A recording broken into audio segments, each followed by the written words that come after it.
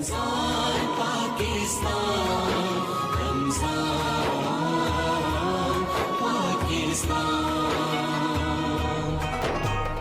کا ٹاپک ہے بنی اسرائیل کے چغلخور کا، اور بچے تو بہت زیادہ ایکسائٹیڈ ہو رہے ہیں تو ہم سٹارٹ کرتے ہیں۔ سب سے پہلے آپ مجھے یہ بتائیں کہ آپ جانتے ہیں کہ حضرت موسیٰ علیہ السلام کون تھے؟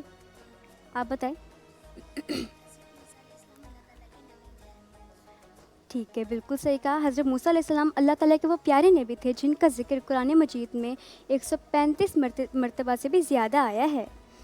حضرت موسیٰ علیہ السلام اللہ تعالیٰ سے کلام کیا کرتے تھے، یعنی اللہ تعالیٰ سے باتیں کیا کرتے تھے، اس لیے ان کو کلیم اللہ کے نام سے بھی یاد کیا جاتا ہے، جس کا مطلب ہے اللہ تعالیٰ سے کلام کرنے والا۔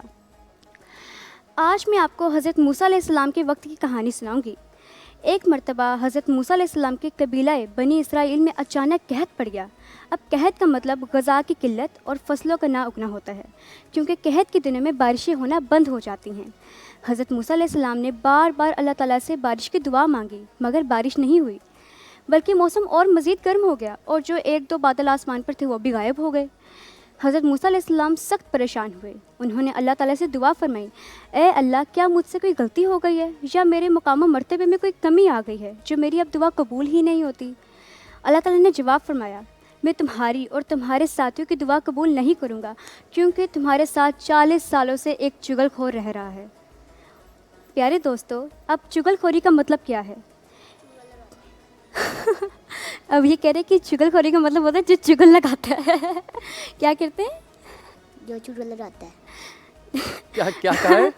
چغل خوری کا مطلب ہوتا ہے جو چغل لگاتا ہے۔ میں صدقے جاؤں، کیوٹی پائے، اور ہم نے اتنا پیارا آؤٹ فٹ پہنا ہوا ہے، میں صدقے جاؤں۔ ہاں جی، بالکل، بہت پیارے لگ رہے ہیں۔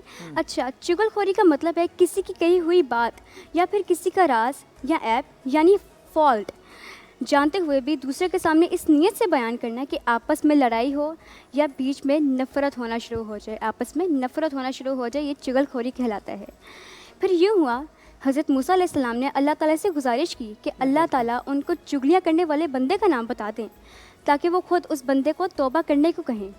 اللہ تعالیٰ نے جواب میں نام تو نہیں بتایا، مگر حکم دیا کہ اپنے تمام ساتھیوں کے ایک جگہ جمع کر لو اور کہو کہ چغل خور ایک جگہ علیحدہ کھڑا ہو جائے۔ حضرت موسیٰ علیہ السلام نے اپنے سارے ساتھیوں کو جو تھا حکم دیا، حضرت موسیٰ علیہ السلام نے ایسے ہی کیا، سب جمع ہو گئے۔ اس چغل خور نے دیکھا کہ کوئی بھی علیحدہ کھڑا ہو ہی نہیں رہا، تو وہ سمجھ گیا کہ یہ پیغام اسی کے لیے ہے۔ وہ جانتا تھا کہ اگر وہ سب کے سامنے آ گیا تو ساری عمر شرمندگی اٹھانا پڑے گی۔ اس کو اپنے گناہ کا احساس ہو گیا۔ اس نے ہجوم میں کھڑے کھڑے روتے ہوئے دل ہی دل میں اللہ تعالیٰ سے توبہ کر لی۔ اللہ تعالیٰ نے اس کی توبہ قبول بھی کر لی۔ بارش ہونے لگی اور کسی کو یہ پتہ بھی نہ چلا کہ چغل خور کون تھا۔ حضرت موسیٰ علیہ السلام نے اللہ تعالیٰ کی بارگاہ میں حاضر ہو کر عرض کیا کہ اے اللہ، آپ نے بارش برسا دی لیکن کوئی سامنے تو آیا ہی نہیں۔ اللہ نے جواب دیا کہ بارش چغل خور کی توبہ کے بعد ہی برسائی گئی تھی۔ حضرت موسیٰ علیہ السلام نے پھر عرض کیا کہ اللہ تعالیٰ، آپ مجھے اس انسان کا نام بتا دیجئے تاکہ آئندہ سے میں خیال رکھوں، جس پر اللہ تعالیٰ نے جواب دیا، اے موسیٰ، میں نے تمہیں اور تمہاری قوم کو چغلی سے منع کیا تھا، اور اب میں خود ہی ایپ بتانے والا بن جاؤں؟ میں نے ایک گناہ گار کی 40 سال تک پردہ پوشی کی، اور اب جب اس نے توبہ کر لی تو اب کیسے اس کا پردہ چاک کروں، یعنی اب کیسے اس کو ریویل کر دوں؟